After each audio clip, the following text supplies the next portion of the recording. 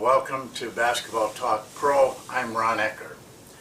I'd like to start this segment off with a little story. Actually, it's a parable, Chinese parable. And parable is a short story that has a meaning to it. This story is about a man that's walking on a long journey. It's important, he knows his destination, where he has to be, and it's important for him to get there. He comes upon a river that he can't cross physically. He looks at both sides of the river to see which one he would rather walk on, and he feels that the side he's on has more danger and more difficulty. So he chooses to go to the other side of the river. But the problem is, how is he going to get there? Well, he figures it out, and he makes a raft. Spends the time to make a good raft that he can get across the river. He uses that raft, and he gets across the river fairly easily.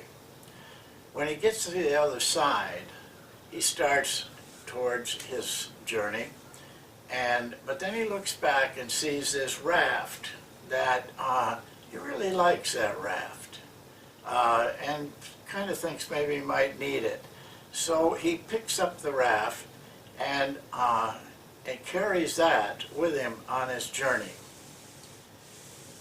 The moral of that story is that he voluntarily has added difficulty to a burden to his important journey by taking the raft. He could have left the raft, then he didn't have anything to carry, and go on his way. Well, you know, each of us are on a journey too, and coaches especially are on a journey. I don't know for each one of you what your journey is. Maybe it's to get a better job, maybe it's to your journey is to get into college coaching or get into the NBA or win a championship with your team. And it's important that when you have this idea or what you want, that you don't burden yourself with things that aren't necessary. And I think that you have to work hard at that part of your coaching career. I advocate developing a system. We've talked about it before, and I'm going to talk about it some more, and I'm going to talk about it again, because I think that the good coaches I've seen have a system, and generally it's a very simple system that they have developed and kept the clutter out of the system. So I think it's important for you to have one, because a system automatically drops off the clutter if you're disciplined to using it. And today I'd just like to take a few minutes and go step by step on how to build that system. I have some definite steps that I think help you to build a system that that you can live with and you can use year after year to get you where you want to go. The first thing I think you have to determine is your true values. Not values based on what other people are doing. And don't overlook that, because many coaches tend to follow what others are doing. But that isn't your values. Now you may use some of that. I mean, you may want to do some of that. But make sure it's your values. Values are deep. They're the things that you have, that you believe are most important. They're the things you love. No, really love. really feel strongly about. Forget what other people are doing, what other people feel are important. It's what you feel is important. It's not easy. It takes a little while. It takes a lot of reflection. It takes time to think through these things. You don't have to do it an hour or a day. It takes some time to get it right. Once you have established what you really like, what really is important to you, then the next step is, from those values, write out a statement. And I say write it out because this statement shouldn't be evasive at all. It should be clear. And you should be able to write it in 2 or 3 sentences. This is what I want to do with this team, blah, blah, blah. But make sure that you are including your values in that statement. And from that statement and your values, build your system. But keep those 2 things in mind as you build your system. Now, a system is the whole. It can be an organization, but for our purposes, let's make the whole the team. Because as a coach, generally, that's your organization. And everything you do within that team has to relate to the whole, which is your team, which is being structured by that statement and what you really love and what you really feel deeply about. It includes everything. What kind of offense you're going to run? Well, what do you really love? What did you write down there in those 2 or 3 lines? What kind of defense? How are you going to teach your players how to run that offense? What kind of drills are you going to run? Or that defense? And it goes a little farther than that, too, because you need help. It might be a volunteer assistant. It might be, if you're in the right situation, you may be able to hire 2 or 3 assistants. But they have to relate too to your system.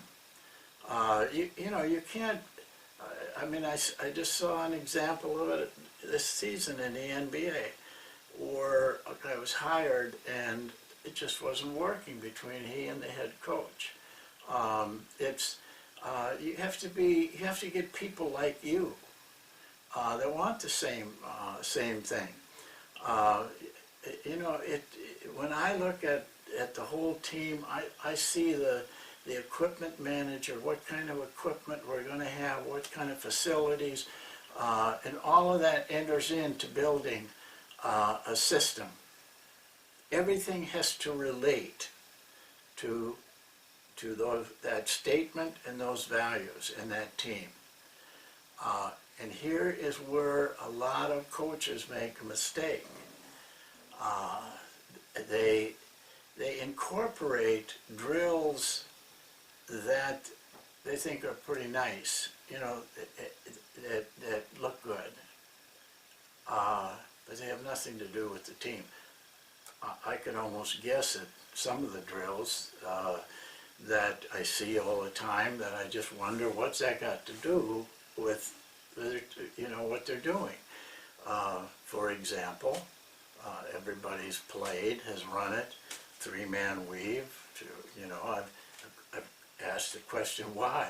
Why were you? Why? It has nothing to do with anything. But they'll use excuses. Well, it's a warm up. It's good passing, but it isn't good passing. They're mostly handing off to each other. Why couldn't you warm them up with something you do in your system?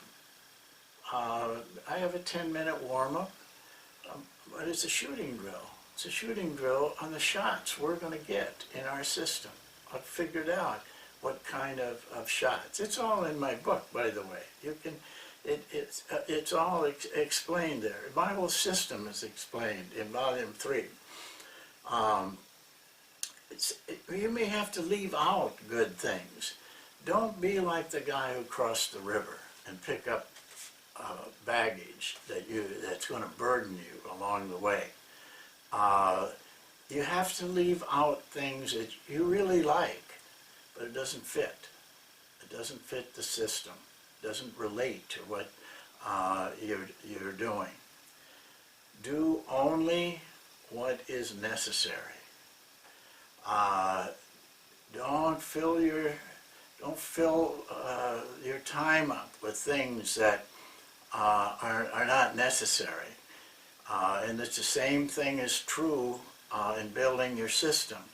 Do only what is necessary.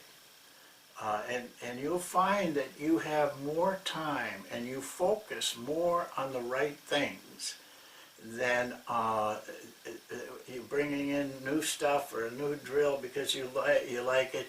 All of a sudden, it's taking up your time.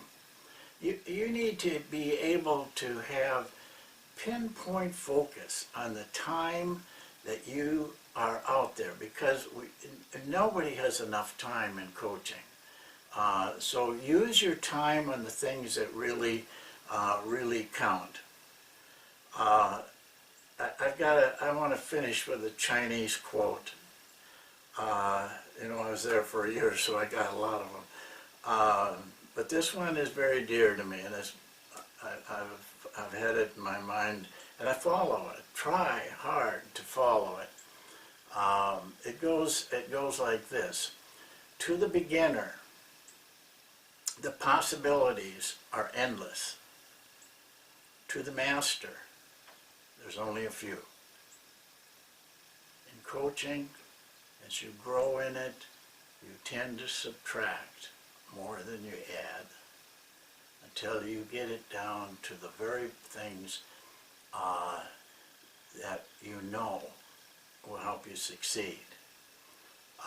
And that's the beauty of having time, but it also can be done whether you're a first-year coach or an experienced coach. If you write down that statement and think about it a lot, you'll see that it holds up very well. And you know something else? It's good for your life too. It's good for you as a person. It's good for you trying to develop yourself. You can't really succeed without developing yourself as well as you develop your team. So that's it for today. Again, I thank you for watching, and we'll have another one in a couple days. Thank you.